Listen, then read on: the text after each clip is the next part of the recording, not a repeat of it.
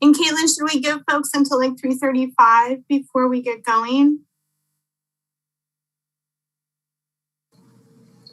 So we are currently live streaming already. Okay, great. We have 90 attendees that have successfully joined and are listening to our broadcast now. But yes, I think that waiting until 3:35 to allow everyone to fully connect is a fantastic idea. Okay, thank you. So we'll just hold until 3:35.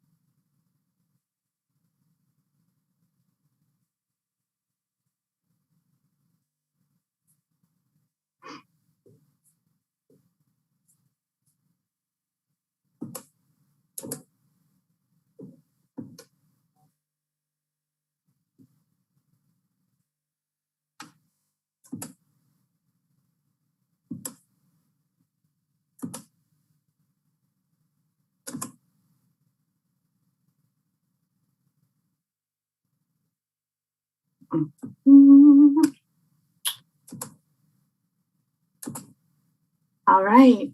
Thank you, everyone, for joining. This is Kristen Nevedal, the Cannabis Program Manager for the County of Mendocino. And I want to just take a moment and introduce Caitlin Schaefer, who is our administrative assistant in-house. She'll be joining us today and assisting us with the presentation. So, and then also thank you, everyone who's joined the call. Or the webinar. I look forward to the presentation and we'll make sure that there's time for questions towards the end. So topics that we'll be discussing today include communicating with the Mendocino Cannabis Program, which we're going to abbreviate throughout this presentation as the MCP. We'll provide an update on state licensing timelines and requirements. We'll also be discussing compliance notices, reapplication and portal development, sensitive species habitat review and contiguous, expansion affidavit, and Appendix G filings. I want to just note that this presentation would not be available or even possible without the support of the Mendocino Cannabis Program staff. They have all been working quite hard to help make sure that we get this information together. So a big shout out to all of our staff, and then also a thank you to the executive office for allowing us to utilize your platform today for this. Protocols for engaging in this informational presentation. Please do use the Q&A feature to ask your question. If you are on a mobile device or a laptop or a desktop, you'll be able to find that Q&A feature at the bottom of your screen. So if you just take your cursor and drag it down there and hover over the bottom of your screen, you should see the Q&A icon pop up. Once it pops up, you should be able to click on it, and then that will open up a dialog box which you can fill in. For those of you who called in and are on a cellular device or some other type of phone system, we will prioritize your questions at the end of the presentation, and then we'll provide you instructions about how to raise your hand when we get to that point in the presentation. So bear with us. Excuse me for that. Oh, technology. Okay. So starting off, communicating with the MCP. So I just want to request that all folks do utilize our cannabis program email, which is cannabisprogram@mendocinocounty.org for all forms of interaction. So I encourage everyone to think of this as the central dispatch for all things cannabis program related. So whether you have questions, meeting requests, application materials that need to be submitted, permit renewals, sensitive habitat species questionnaires, you name it, Appendix G.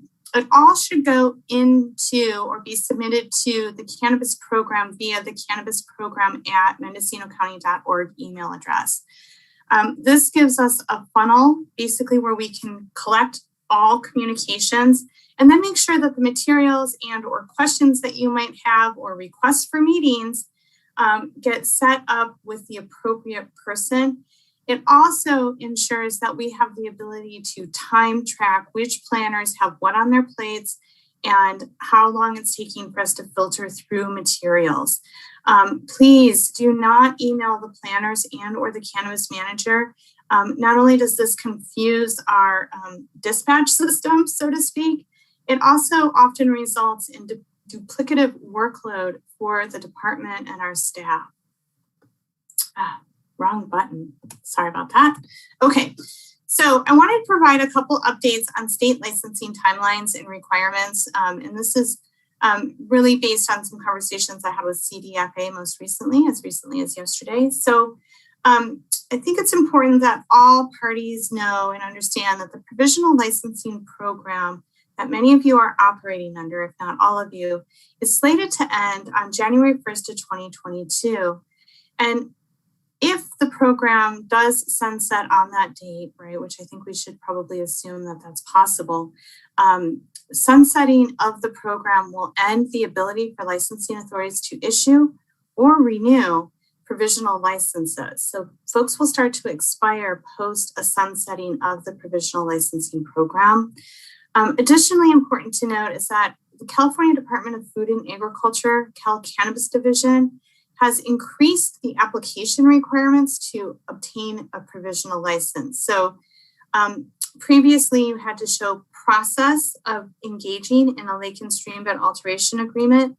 Currently, you have to include what they're referring to as a signed draft of your lake and streambed alteration agreement. So this means that you basically have negotiated with CDFW, California Department of Fish and Wildlife, your lake and streambed alteration agreement to the point where you as an applicant are comfortable signing that draft. And then from there, you need to submit it to Cannabis as part of your application for provisional license, okay? So that's a little new and it raises the bar on what's required as far as CDFW paperwork is concerned. Additionally important to note is a little report back about the California Environmental Quality, affectionately known as CEQA, in progress notifications that were sent out earlier this year. So we had pretty good response. So thank you everyone for responding to CDFA of those notifications. However, there are 39 locally authorized permit holders and or embossed receipt holders that failed to respond to CDFA's in progress notification. And really that's after a number of email follow-ups by CDFA, phone calls, and pretty extensive outreach from what CDFA has to say about it. Now, I just want folks to realize and I want to be clear that early next week, those 39 locally authorized parties that did not respond are going to be facing CDFA license revocation.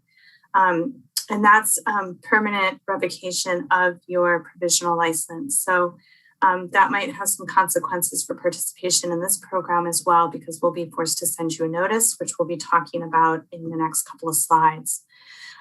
For those of you who have responded to the in progress notification, as you know, you'll be required to show progress on a regular basis.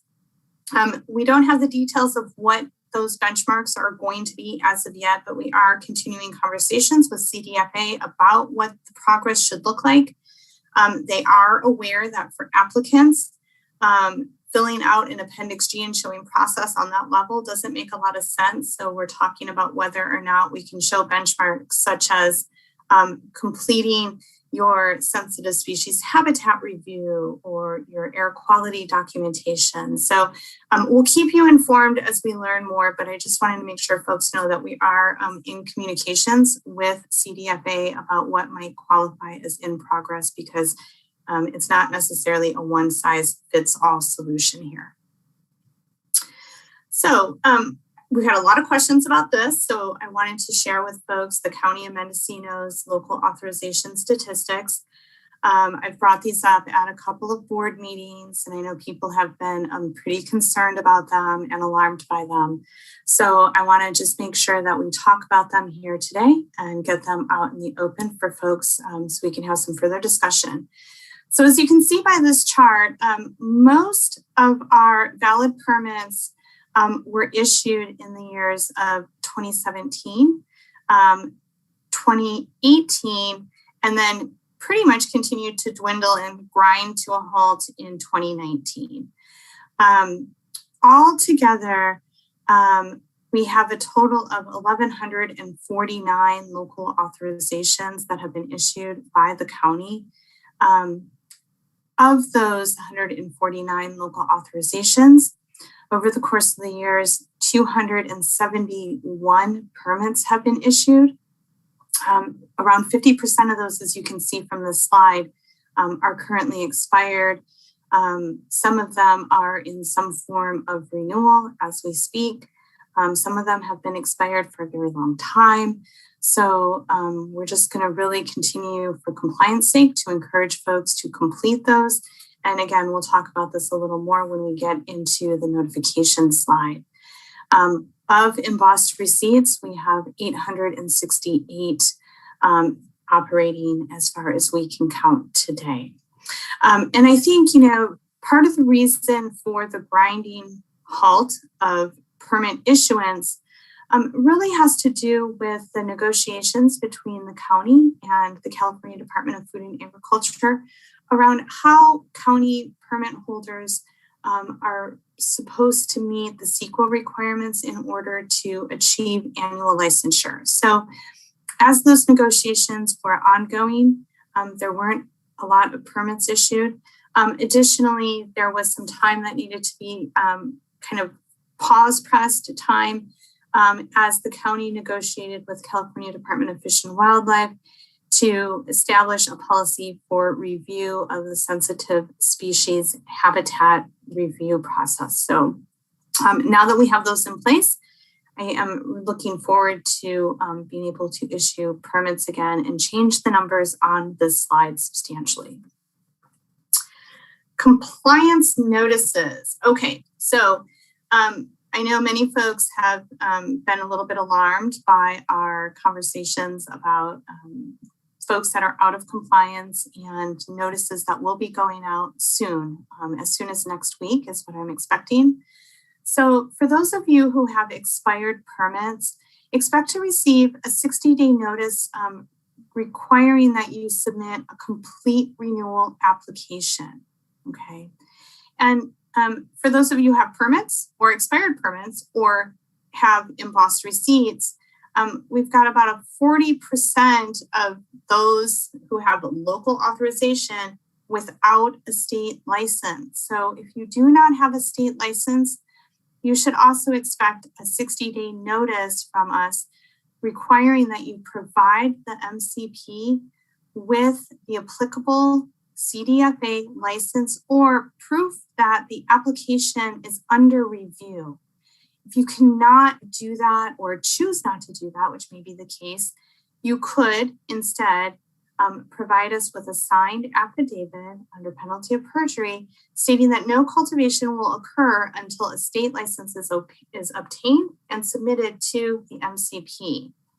Failure to comply with the 60-day notices that we will be sending out, and it's 60 days from the date marked on the notice, not the date that you receive it or choose to pick it up in the mail.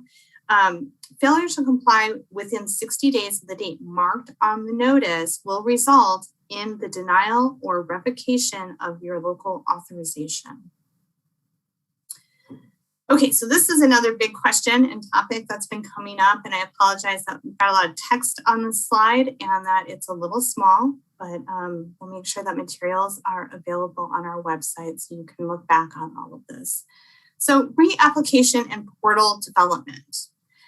So we are very close to finalizing the portal. The technology is complete and the staff has been doing a heck of a lot of due diligence to put together all of the language that is needed for the portal, including a checklist and naming conventions. So when the portal opens, the portal will be for the complete resubmission of phase 1 and phase 2 cultivation applicants only, okay?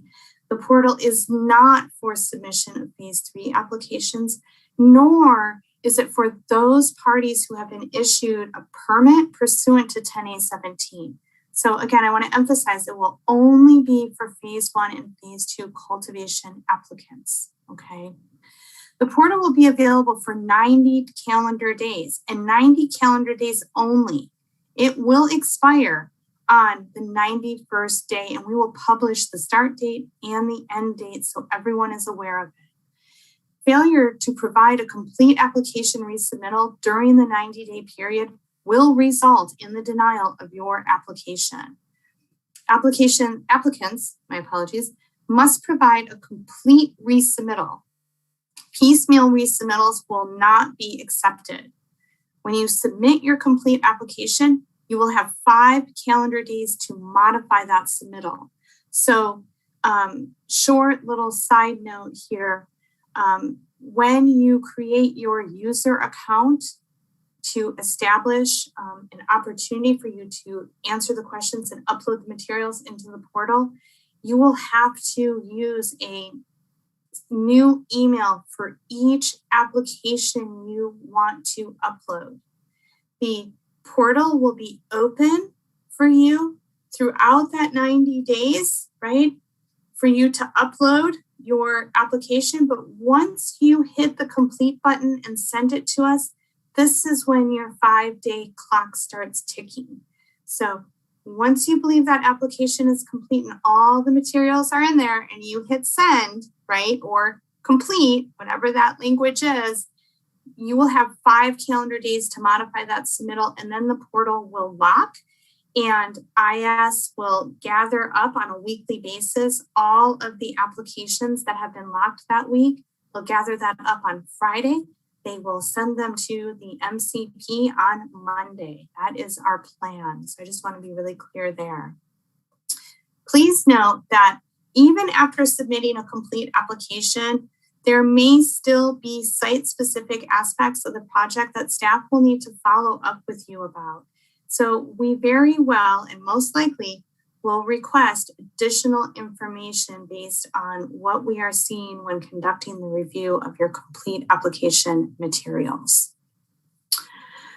Okay, so application review. So IS sends the material over to our department, to the MCP, and we start the review. So once we receive the application, our staff will conduct an initial review to determine if you have submitted all of the required documents, including responding to every question on the application materials. So when you fill out the application, as an example, you need to make sure that you fill all fields that are required in that application, or we will consider your entire application incomplete and send you a notice.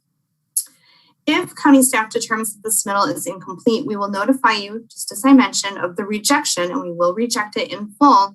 And then we will reopen the portal for a 30-day period or until the portal expiration date comes about, whichever is the shorter period of time. So, for example, if you hesitate and wait to submit once the portal opens, there is no ability for us to grant you a 30-day reopening window if we don't have time to review your materials. If you submit on like 15 days before the portal closes, we might not have time to review and get back to you.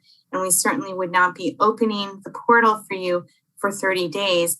We would open it for whatever the remaining time is for the portal to be open for all. Failure to resubmit a complete application while the portal is reopened will also result in denial of your application. So we just want to really encourage and strongly recommend that you submit your application with sufficient time in order to ensure you receive a review to determine if the application is received or is complete, okay? Upload instructions. Upload instructions. We are requiring that the applicants combine all application materials into a single PDF format with a table of contents that should be the first page of that application packet. The table of contents that we are requiring you to use is the naming convention, which will be provided by the county. Documents submitted that do not conform to the naming convention, do not have a table of contents, or otherwise do not meet the formatting requirements will be rejected. Okay, so, and then it's really important to note that upload speed for the application is dependent on the speed of the applicant's internet connection. Application uploads may take several minutes, potentially longer depending on how rural you are and what kind of internet or Wi-Fi access you have. So successfully uploading an application is the sole responsibility of the applicant. So sample naming convention and document checklist. So we are going to get these out to folks as soon as possible. I'm hoping we'll start getting this material populated on the website next week. We will provide one document such as this that can be utilized as both a checklist and a naming convention. We'll provide it in a format that will allow you to copy and paste the information out of the checklist document and format it into a table of contents of your choosing, so long that it meets our formatting requirements and the naming convention components. So, and I just want to emphasize the naming convention components are hugely important because they are based on how documents are organized and entered into our internal tracking system. So please do be mindful of that. And again, we will refuse applications that do not meet the formatting requirements or the naming convention components. So more to come. Portal launch timeline and notification process. So the MCP will publish the complete resubmission checklist and materials that you'll need and all portal information on the county website. So once we get that up there, we'll do some notifications that information is up there. We'd like to give folks a couple weeks lead time to review those materials on the website and start prepping your application before we open the portal for its 90 days. So once we're ready to open the portal, we will notify the public and applicants that the portal will open on said date and expire on said date. And of course, at that date, those dates, I should say, are to be determined. But we will be providing notifications via our Facebook page. So if you haven't liked the County of Mendocino Cannabis program page yet, please do go into your Facebook account and do that if you have a Facebook account. If you would like email notifications from us, you can utilize the Canon Notes notification system to set up email notifications from the MCP. And then we will additionally provide notice in print and digital media sources. All right, let's talk a little bit about sensitive species habitat review. So the purpose, a little basic policy purpose here. The sensitive species habitat review is ultimately to satisfy the requirements of section 10A17.100 subsection A2 by creating the required policy in consultation with California Department of Fish and Wildlife, also known as CDFW, in order to provide a process to evaluate the potential impact cultivation sites might have on sensitive species. It is required of all phase 1 and phase 2 cultivators. So this is a requirement. We cannot waive you from it. A permit will not be issued until the applicant can demonstrate that there will be a less than significant impact to sensitive species. So, process flow. This is the basic process flow for how sensitive species habitat review occurs. First, each applicant must complete and submit the sensitive species habitat review questionnaire. That questionnaire can be found on the website on the sensitive species habitat review page. For permit holders who may have had their permit issued prior to undergoing a sensitive species habitat review, we will notify you of the need to have or to start the process of the review upon renewal of your application or your permit. Okay, so again, for permit holders who may have been issued a permit without having undergone a sensitive species habitat review, you will receive notification to start the review process upon renewal of your permit.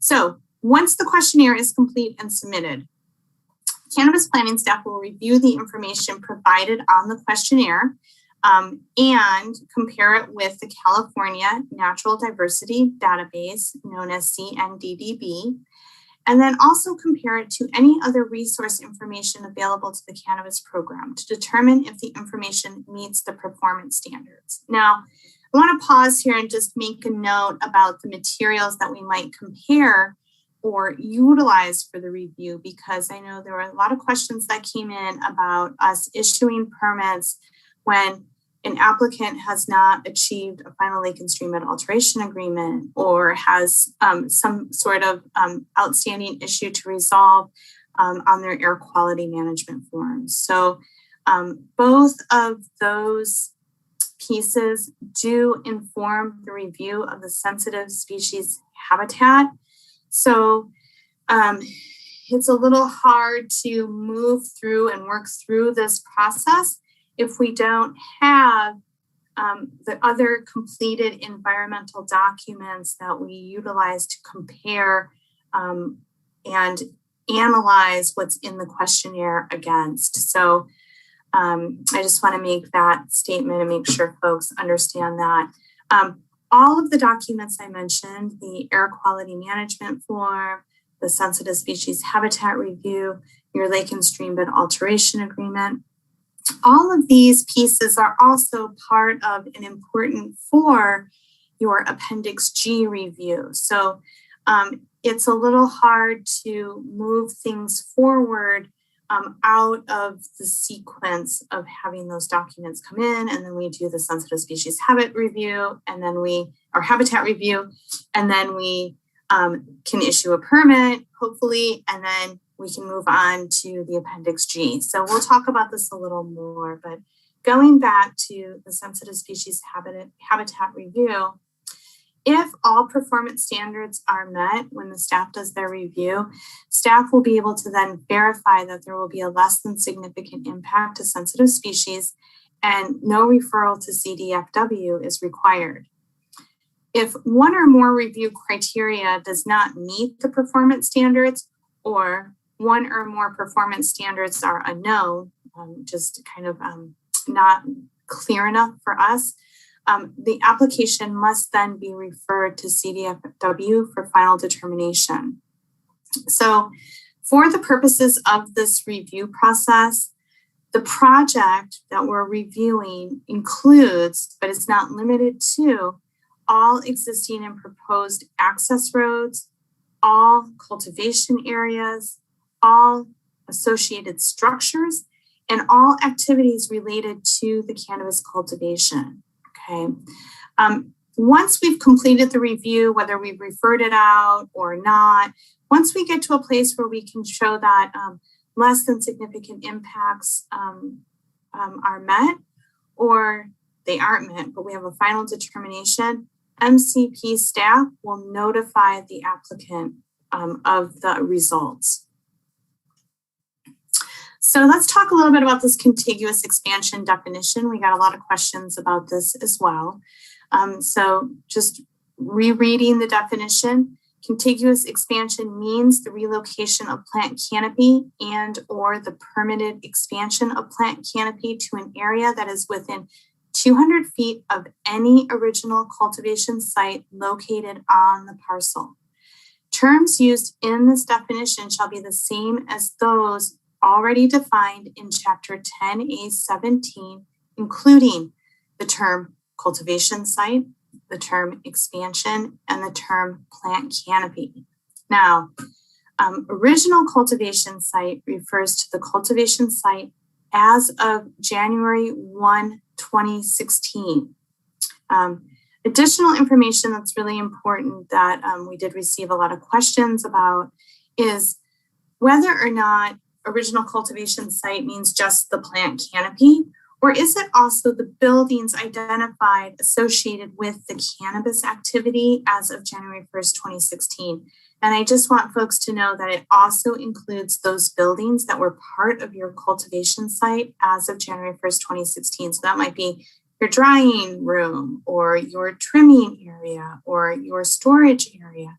But if it was part of the original cultivation site as of January 1st, 2016, it fits into the contiguous expansion definition. More information can be found on our website. So again, whoops, sorry about that. The link is here, but it will also be available when you receive or look up, I should say, the PowerPoint presentation. So let's talk about the affidavit. Applicants who believe that they have or intend to undertake a contiguous expansion of their original cultivation site must submit an affidavit to the MCP in the form provided by the program. And there is an affidavit form on the website on the sensitive species habitat page, okay? In the affidavit, which you'll be signing if you choose to utilize it under penalty of perjury, the applicant states that all expansion of the applicant's original cultivation site fits the definition of contiguous expansion. The affidavit must also, the applicant must also include a description of the expansion area and or an aerial photograph showing the original area and the expanded area or areas.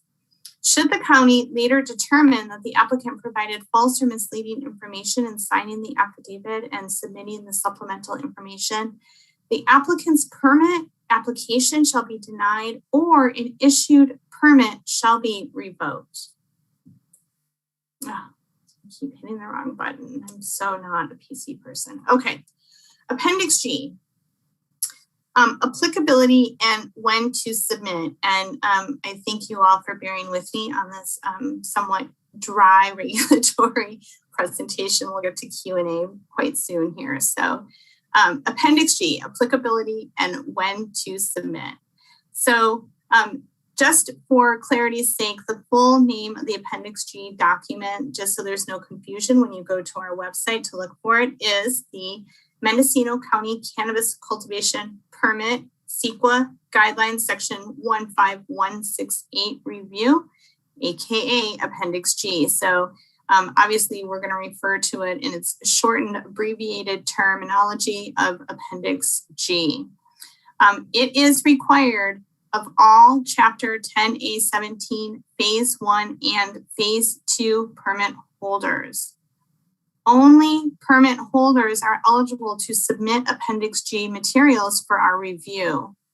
If you are an applicant under 10A17, you must complete your application and be issued a permit before the MCP will accept your Appendix G materials for review. There are no exceptions to this, right? We have to have all of the materials in order to conduct the review. So you must have a permit issued before we can address your Appendix G submission. So some helpful tips. Consultants and or cultivators shall answer yes or no throughout the checklist as to whether their cultivation operations are within the scope of the impacts analyzed under the county's program mitigated negative declaration. Okay, so you're basically saying, yes, I can meet, right? The scope of the impacts analyzed under the county's program mitigation, negative or mitigated negative declaration, or you're answering, no, I cannot meet the scope of the impacts analyzed under the county's program mitigated negative declaration.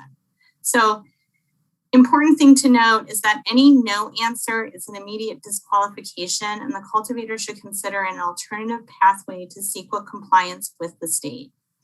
This is one of the most common errors we see in submissions of Appendix G, is that folks who are used to preparing similar CEQA documents are often, those similar CEQA documents are often in reverse, right? So if you go through and check all the no boxes, we're going to send it back to you and ask you to reevaluate and read the instructions and think about it and then send it back to us. Okay, so please note we are looking for yeses in all of those boxes, not what folks are used to, which is no's otherwise. So we're looking for yeses here. Consultants and or cultivators will need to provide site-specific information where noted throughout the checklist, detailing how their cultivation activities comply with the county's mitigated negative declaration. So I've got some additional information here for folks. Project description. So the project or activity description information required by California Department of Food and Agriculture is pretty extensive. We also have been receiving a lot of submissions that just might have the words cannabis cultivation listed as the activity / project description. That's not going to cut it.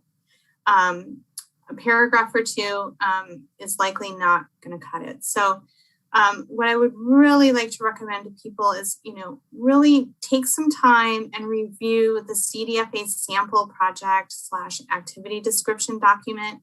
It's linked here, but it's also on the CEQA page, right? That's where this link will take you. There is a lot of information in there, and you should really use it as an outline for filling in your project description. I think it would be really helpful for everyone doing this work.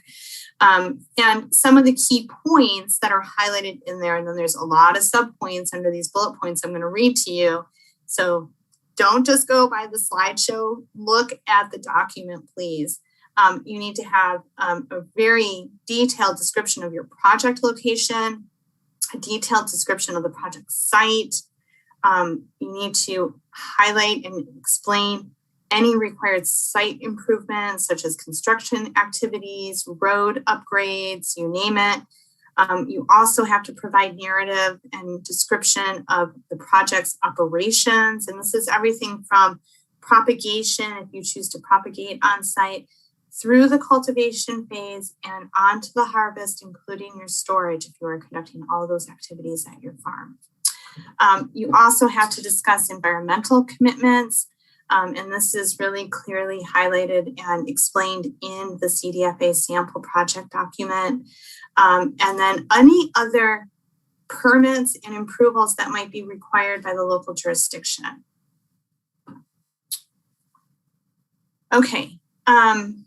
Information to be added by the preparer. So when you download the Appendix G document itself, it's going to download as a Word document because the preparer, whether that's a consultant or the cultivator themselves, is responsible for filling in information everywhere that there is yellow highlighting, okay? We are requesting that information be filled into the document in track changes. This is super important. And I should say requiring that it be filled in track changes. It is a lengthy document. And while the information on page 1 and page 2 might be easy for us to identify, new information inserted throughout the body of the document is hard to identify if you do not utilize track changes. And if you do not utilize track changes, for these reasons, we will be sending it back to you and asking you to resubmit it in a track changes format. There are multiple pages where you will be asked to add additional information. Page 1, you need to add the date, the activity title, which is the site's name, the location of the site, the assessor parcel number.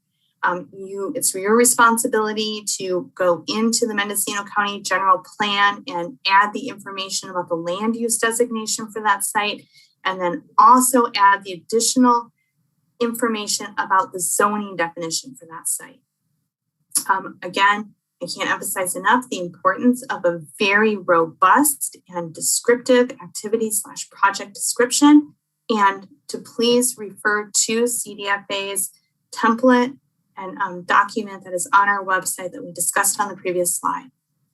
When you go through, make sure you check all of the boxes in the body of the document. Don't leave them blank, check all of the boxes.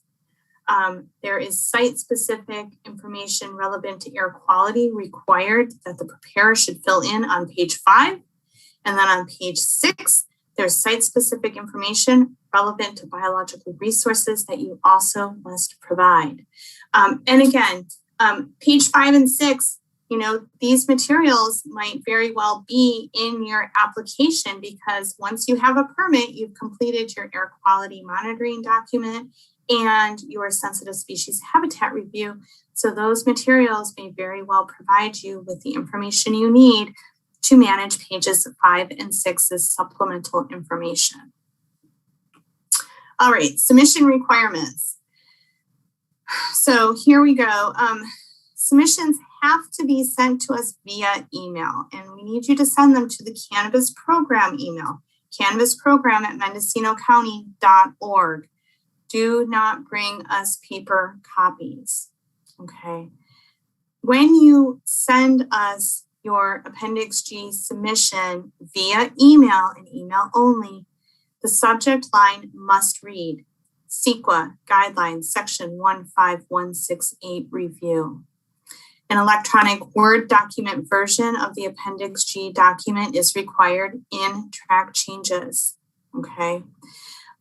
All supporting documentation utilized in preparation of the document must be attached to the same email as a single PDF with a table of contents. When we receive this at the Cannabis Program email address that I just referenced and is on your slide here, we do an initial review for completeness, and we have been kicking them back. So just so you know, this is part of the reason why it's very important that your submission goes to cannabisprogram@mendocinocounty.org. It's because we have a process in place where new materials come in. We first verify whether or not those materials can be accepted and then channeled to the appropriate planner for subsequent review. Okay, this is the last slide, and then we'll go to some Q&A. And Caitlin's going to go ahead and help us with that Q&A, so I can leave this slide up. But I want to just restate the best ways to communicate with the Mendocino Cannabis Program. Again, we have the email address here that we would like you to use for all interactions with our program. That email address is cannabisprogram@mendocinocounty.org. We really encourage folks to think of this as central dispatch for all things cannabis program related. It is part of streamlining and our ability to track workload and make sure that we aren't overburdening any one planner or staff member. It helps us understand the timeline it's taking for review. It's really ultimately very important that you utilize this email address to communicate with us, and that you do not directly email the planners or the cannabis manager. As I mentioned before, it often makes for a duplicative workload for our department. And then just a reminder here, if you would like to receive notifications from us, you can do so by signing up for Canna Notes, and the website is here, but you can also find it if you Google Canna Notes or Mendocino County Canna Notes. It's easy to find online. So just one more note before we go to questions. For those of you who have called in on your cell phone or other phone device, you can raise your hand by utilizing *9. This will raise your hand, and Caitlin will be able to see that you wish to ask a question. We're going to try to get through as many questions as we can. We've got about 40 minutes for questions before we sign off today. So with that said, I'm going to turn it over to Caitlin. We're going to run through, I know it looks like there's about 50 questions that came in the Q&A. So Caitlin, would you like to read off a couple of those questions and then we'll move into questions from callers? I'd be happy to do that. So we do have several that have already been answered. A very frequent question that's been asked is if this presentation will be available after the meeting, and it will be through the Mendocino County Videos YouTube channel. We are currently live streaming, and therefore it will be available afterwards for review. Another question that we've received is if this presentation document, the PowerPoint, will be available after the meeting, and it will be. We intend to post it on our website, and we will send out a Canon note with that information. During the meeting, it did come to my attention that there had been an issue with the web ID for call-in users. So we will also be sending an email out with that link to the YouTube so that anyone that had wanted to call in and were unable to do so can still review the materials that we went over today. Okay. Let's see. I have a question from an anonymous attendee asking what the expected time frame for responses is. So that's a really hard one because it depends on what we're responding to. If we're responding to sensitive species habitat review, the internal review, as long as the materials are put together in a nice orderly manner, is fairly quick, to be honest with you. When we send the materials out for referral, if we get to that point, it can take another couple of weeks for DFW to manage their process, their review process. And just so folks know, DFW may also request additional information during their review process, which could include anything from a site visit to a biological survey and probably additional other items. So, and then if we're talking about Appendix G, again, it really depends on the quality of the materials. Well organized and with supporting information or materials, Appendix G, we think is going to take us around 8 hours to conduct a full review on. But again, I think, all of these projects, each cultivation site is a project. They are all different. So timelines could vary based from project to project. We had a question related to SB 59, an extension of provisionals, and they asked, is it reasonable to think that 75 to 80% of licensed cannabis businesses will lose their licenses? I think that's a hard question to answer because my response would be speculative. So it's kind of one of those pieces where I wish I had a crystal ball. I think it's probably unreasonable to think that. That sounds pretty horrible to think that we would lose 70 to 80% of the legal supply chain. But as to what an extension might look like and whether or not new provisionals will be issued after January 1st, 22, and then how long the state will have to process provisionals that are in the queue. I think all of that is really up in the air right now. So I would just encourage folks to, if you don't have a provisional license, please do go get one ASAP. It's also not just because of SB 59, but if you're cultivating, you need to have a state license in order to stay in the program and maintain cultivation. So, Caitlin, what else you got for me? I have a question about how many responses that CDFA received. I believe that this is in relation to the progress reports that they requested. Yeah, that's a good question. I think it was someplace around 800, which is interesting because our applicants, if we have 1,149 locally authorized parties, our permits are generally based on the parcel.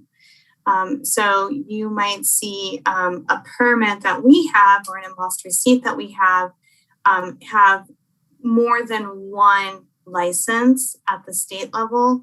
So while they received somewhere around 800 responses,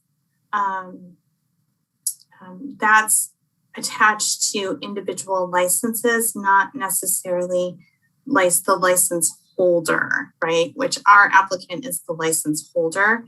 And I think it's important to note that when we talked earlier about the 39 applicants that did not respond, that is likely more than 39 licenses according to CDFA, because some of those 39 applicants have multiple licenses. So it won't be that 39 applicants who didn't respond result in the revocation of 39 licenses. It will be 39 applicants will have their licenses revoked by CDFA for not responding to the CEQA process notification or progress notification.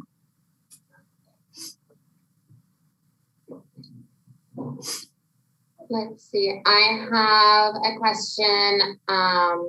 They have already submitted for their renewal, and they're asking if the portal for phase 1 requires basically all of the same information.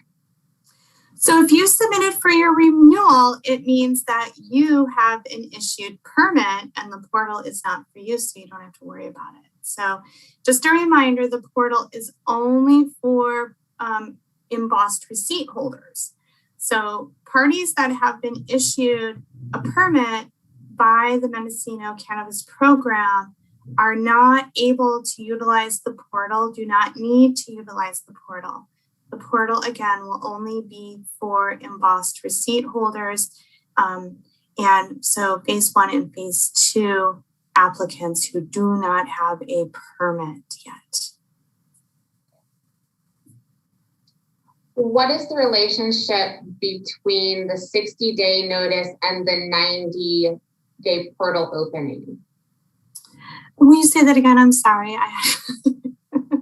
The question asks, what is the relationship between the 60 days notice and the 90-day portal opening? You know, I don't really know that there is one, to be honest with you. But again, if you don't have a state license, for example, that is one of the items required to be submitted in the portal if you have if you're an applicant. And so if you don't submit a state license when the portal opens and you're going through that reapplication process, we will consider your application incomplete and be denying your application. And then I think probably additional clarifying information that might help is that it's not just embossed receipt holders that don't have state licenses. The lack of state licensing is pretty evenly sprinkled throughout permit holders, expired permit holders, and embossed receipt holders. So sending those 60-day notices is a prompt to embossed receipt holders who will be using the portal, but also makes sure that we're communicating with both permit holders who need to come into compliance and those who have expired permits that need to come into compliance. So probably a little more information than that question needed, but hopefully I covered all the bases in answering it. Will there be a checklist for resubmittal? Oh, absolutely. So we have been, and staff has been great about this, we have been working pretty diligently to put the checklist together. It will include a list of all of the documents that you need to resubmit. Some of them will not be applicable to all parties, so you'll have to read the descriptions of the documents, or I recommend you read the descriptions of the documents that we're requesting. That same checklist will also include the information about how we would like you to name those documents, and the naming convention is the same for naming the documents as it is for the table of contents.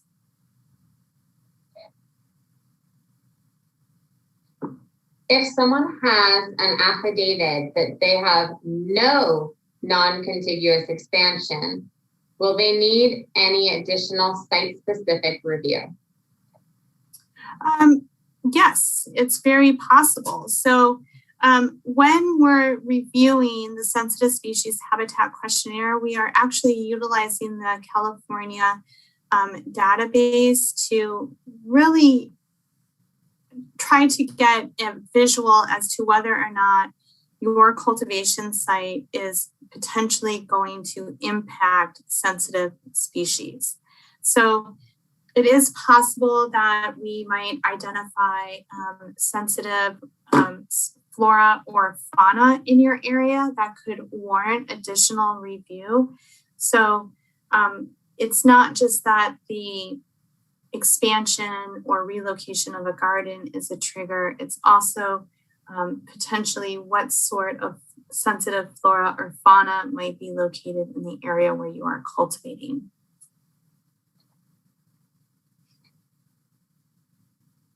Will you email applicants as well as USPS mail the notices? Some of us have serious issues acquiring their USPS mail. Yes, we will be sending 60-day compliance notices out via email as well as via snail mail. What is the anticipated turnaround time on the initial review by county staff? I'm not sure what that's referencing. I don't know if that's referencing application resubmittals. I'm going to assume it is because we just answered some questions, hopefully, about sensitive species.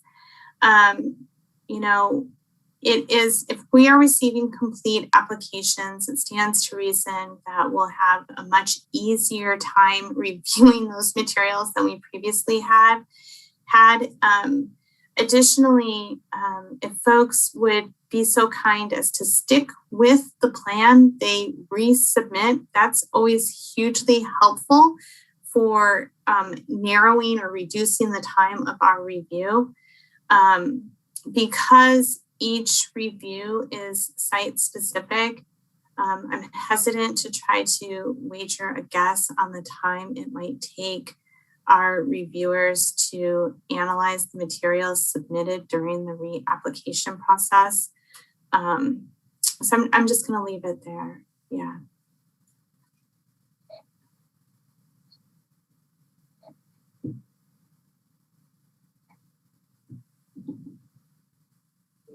Can I take one more written question, Caitlin, and then I think we can go to the phone. We have about 30 minutes left. Of course. We have currently 4 attendees with questions on the phone. Okay, great. So maybe a couple more questions, and thanks everyone for bearing with us and sticking with us in this fairly dry presentation. If our application misses the 90-day of the application window, is our phase 1 application still eligible for phase 3? Secondly, if we're booted into phase 3, are the application requirements the same, or is it a new application? Okay, so first question, whether or not you're eligible for phase 3, if we deny your application under phase 1, is dependent on the ordinance that hasn't been finalized and the zoning chart. So I would encourage folks to really stick with the phase 1 program so that if you need to transfer over to the new ordinance, you have more flexibility in doing so.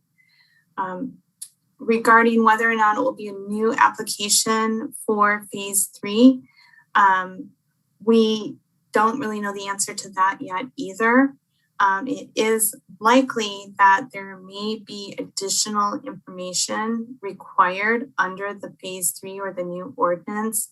And the goal with the application resubmission is it also provides us an opportunity to somewhat streamline the application process for folks who might need to move over to the new ordinance and have a discretionary permit, because we'll already have a complete application for phase 1, and then we can come back and just require or request any additional information that's necessary to process your application under the new ordinance.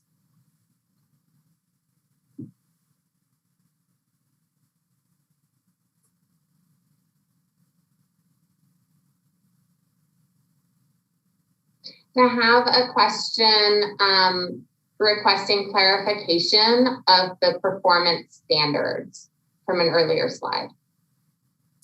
The performance standards, let's see here.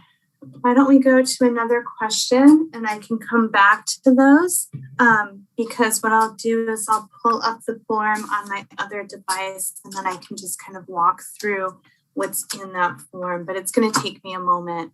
I would have to like break my screen share and then you guys would see all of the mayhem on my laptop. So let me just log into my desktop here and let's come back to that.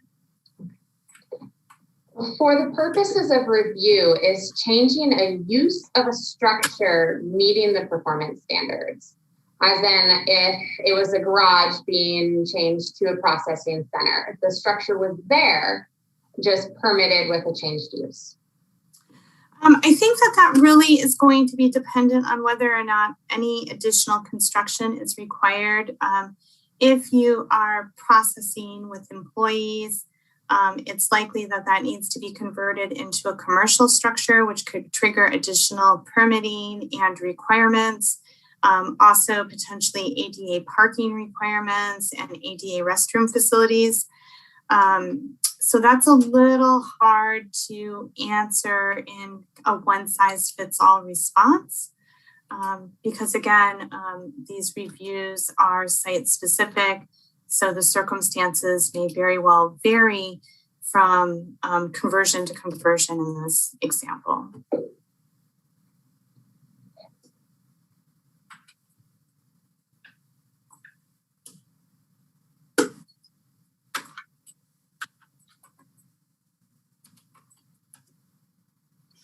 Is a site-specific survey by a qualified biologist required in order to satisfy the SSHR questionnaire? Right, so the SSHR questionnaire, the may or may not trigger a site-specific biological survey. So it's not 100% of the time that folks will need a biological survey in association with successfully completing that SSHR. So again, I think it just depends on the presence or lack thereof of sensitive species in the area where you are cultivating, or may have disturbed ground due to your cultivation activities. Additionally, I want to point out that the review of the SSHR materials that we are receiving, like we only have the ability to refer for further review to CDFW. So I know folks have had some questions about whether or not they could do a biological survey and then just send it with a questionnaire, and then that would satisfy our need to refer should we determine a referral should happen. That would not necessarily satisfy our need to refer, because we are required to, if we need to conduct a referral or a deeper analysis needs to be conducted, to send those materials to CDFW.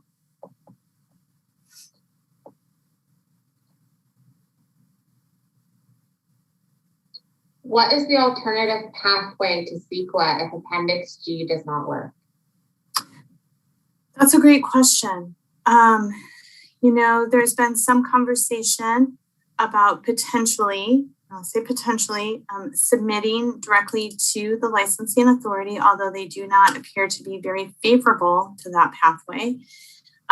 Additionally, it's questionable about how successful that might be if Appendix G doesn't work coming through the county process, as the state does not have the ability or has not reserved the ability to condition a permit or license that comes into them for CEQA review. So I think really the best pathway, and hopefully it is a pathway if we can get this ordinance passed and moving forward, was to utilize the ability to transition into a discretionary permit via the new ordinance that we're trying to pass.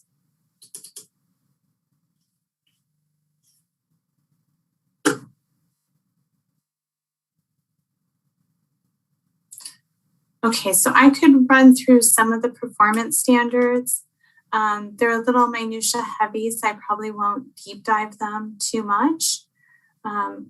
Additionally, this formatting is really horrible because I don't have Word on here. Let's see here. My old lady eyes can do. Move the screen up really close.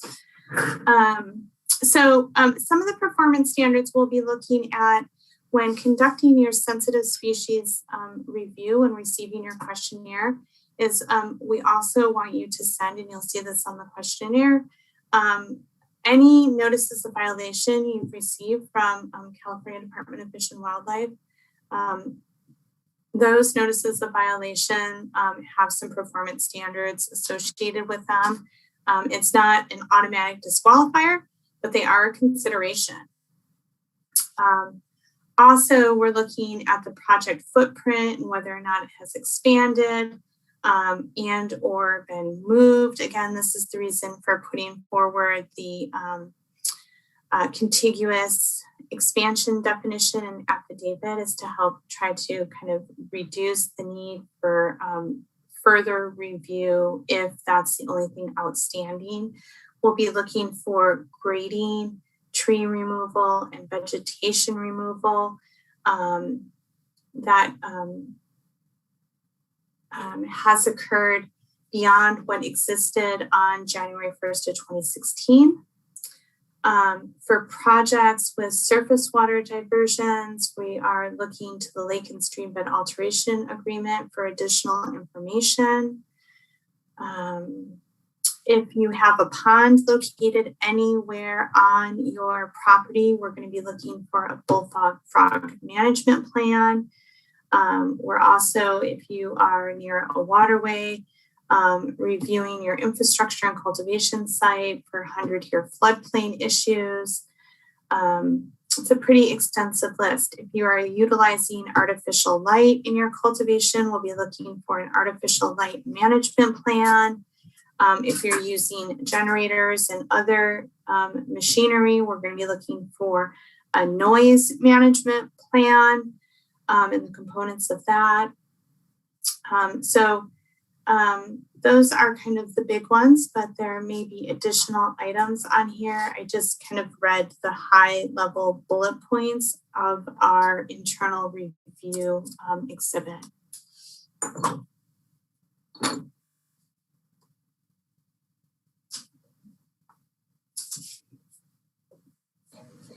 We had a request to let listeners know what track changes means. Okay, great. So hopefully most of you have Word document capabilities. So Microsoft Word, it is available in both Mac and PC, but you could also utilize Google Docs for your document. You could download the document from our website and then upload it into Google Docs. So if you're working in Microsoft Word, when you open up the document at the top of your page, there will be a toolbar that has some different headers. And if you click on the review header, It gives you a track changes logo kind of in that drop-down toolbar that occurs under review. And you just turn on the track changes symbol. And what will happen is it will automatically create underlined language as you add language, and then strike through language should you delete any language. So it also color codes that language. So when we receive the document, we can clearly see anything that you added or changed in that document. Working in Google Docs, if you upload, as I mentioned, the Word doc into Google Docs and open it as a Google Doc, you'll notice in the upper right-hand side of the screen that there is like a little kind of pen icon. It's like slanted. And if you click on that, you have the opportunity to move into suggesting mode. Suggesting mode does the same sort of track changes,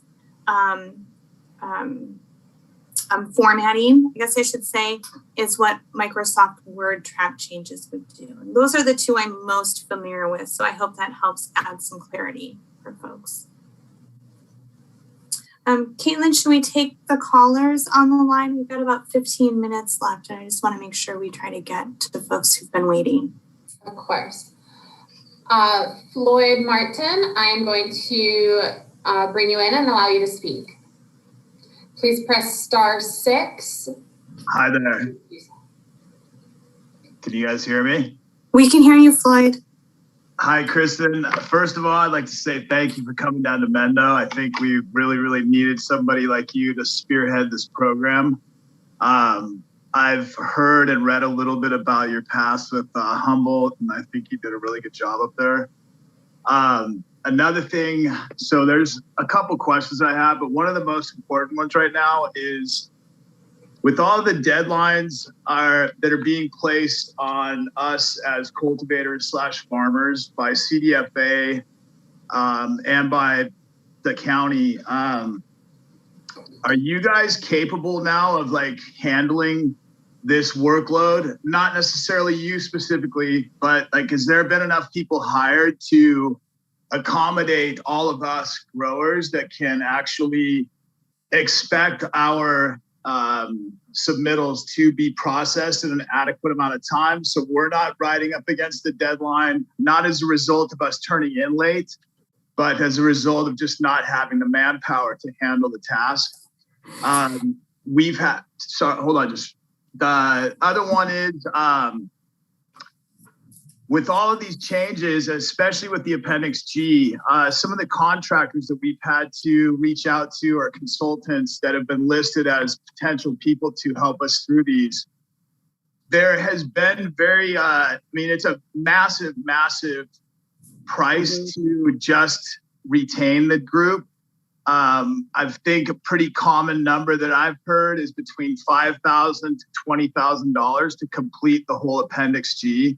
The $5,000 obviously would not complete it, but that would be the minimum amount that most of these people are requiring to be paid to start with your work.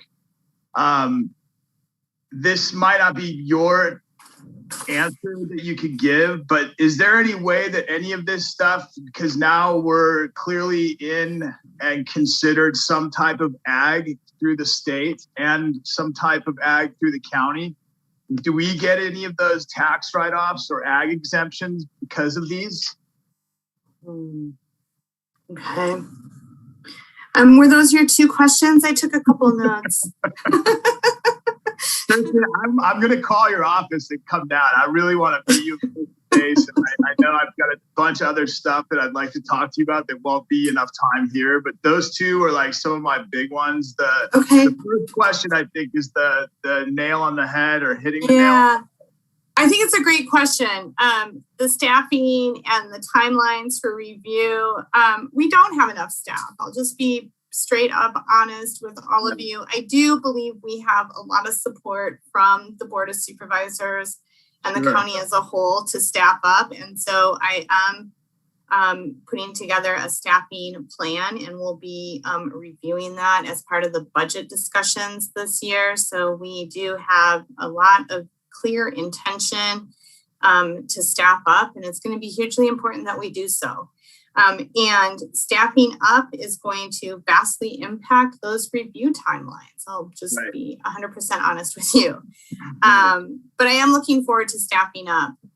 We have amazing staff, but they are overburdened in a lot of ways, and really doing their best to keep up. Cost of Appendix G, it's challenging. The thing that's hard about CEQA for the cannabis industry is that regardless of whether we're considered agricultural crop produced for human consumption or not, all annual licenses at the state level require full site-specific CEQA analysis. So when we move into a discretionary permitting process under the new ordinance, the consideration of an egg crop being treated like an egg crop makes it more likely and a little bit easier, frankly, for the permitting authority to seek and issue a notice of exemption. But a notice of exemption, while that might be the end goal, still would require the CEQA analysis to be conducted so that the exemption could be issued. So it's still a pretty clunky process, even at that. There's two types of CEQA documents that are issued for a discretionary permit: a notice of exemption or a notice of determination. So, the state is still going to require that site-specific analysis. To the cost, I don't know that we have any tools available to us today to help with the cost unless you qualify through the local equity program. And I know that we're having some challenges qualifying folks because of the low income threshold. But for folks who do qualify, they could submit a proposal for technical assistance and fee deferral. I believe that could be utilized to cover some of the expenses associated with Appendix G review. And it actually might not be fee deferral. My apologies. It might be the direct grant would be a better route to look at monies if you qualify for that program. So hopefully I answered your questions, and I apologize if they aren't necessarily the answers you were looking for. Can you still hear me, Kristen?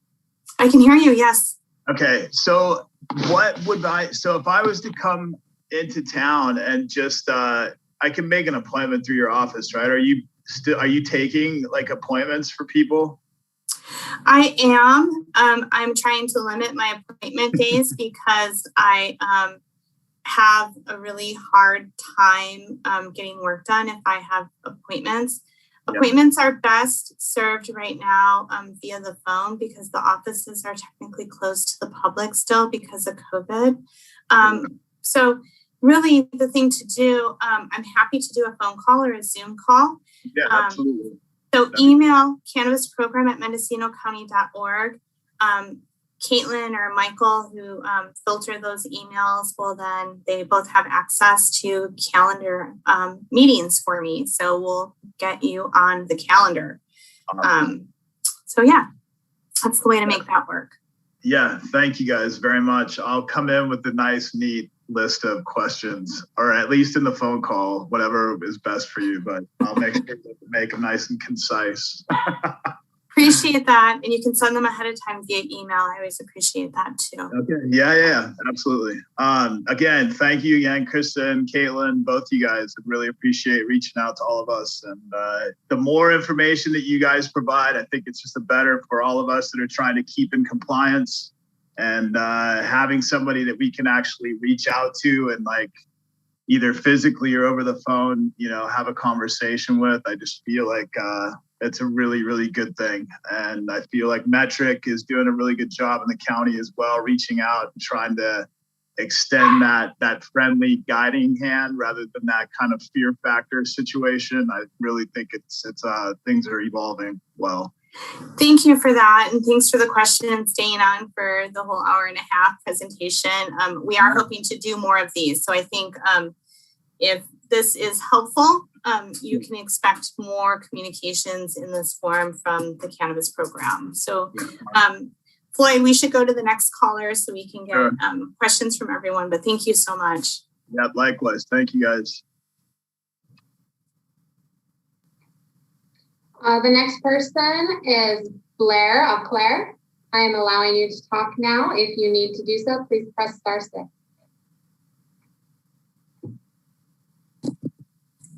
Hi, I was just wondering, can you hear me? I can, you're a little muffled. Maybe you can get closer to your microphone, and if you're using a headset, maybe not have it rustle against your clothes. I don't know, a little background noise. Oh, sorry about that.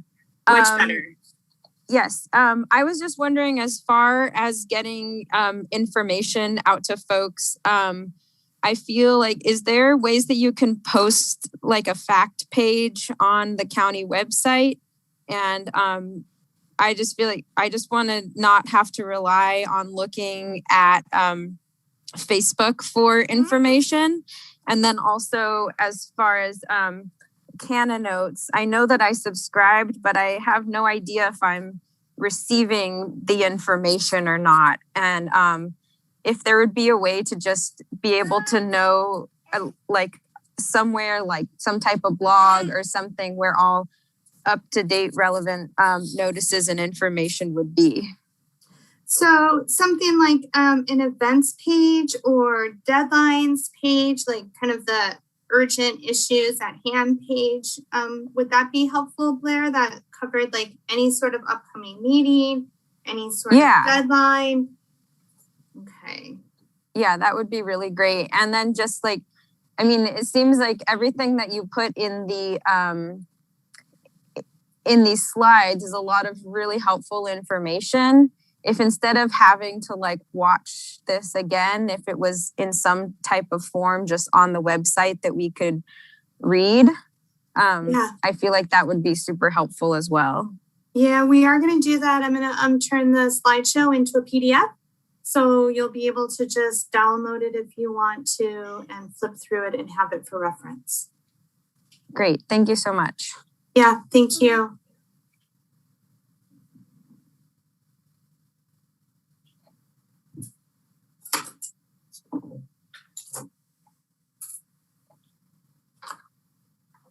The next caller is Stuart Marcus.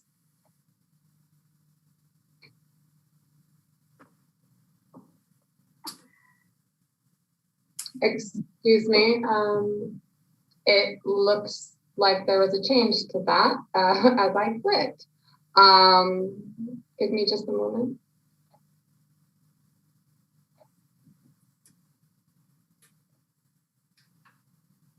Okay, Stuart, are you able to hear us? Yes, I can. This is Stuart Marcus. Can you hear me? I can. Hi, Stuart. How are you? I'm okay. I've been listening, but I didn't have I have many questions, but I didn't particularly have a question. Okay. So can we go to the next caller then?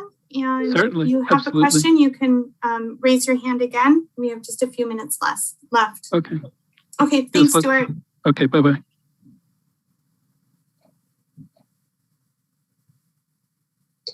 Corinne Powell.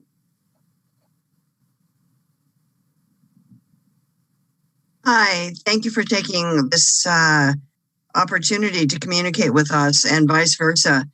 I am concerned that the timelines and pathways for those who hold a permit and who are seeking a site-specific review via Appendix G, I'm curious to know, one, are you prioritizing these folks in any way different from the folks who are reapplying through the portal?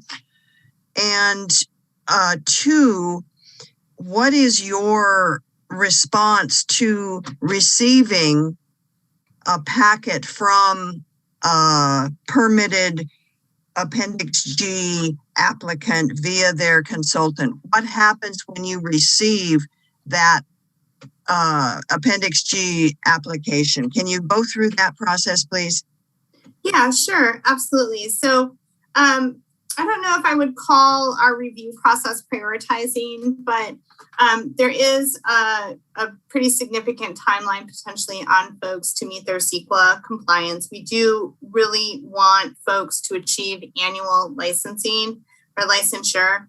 So it is when your Appendix G materials arrive at the Cannabis Program inbox, they are directed to the planner who has been working with your application. They are ultimately the most familiar with your project, and so they have the most ease in reviewing that Appendix G material. And so they will fit you in as soon as they can in that review list.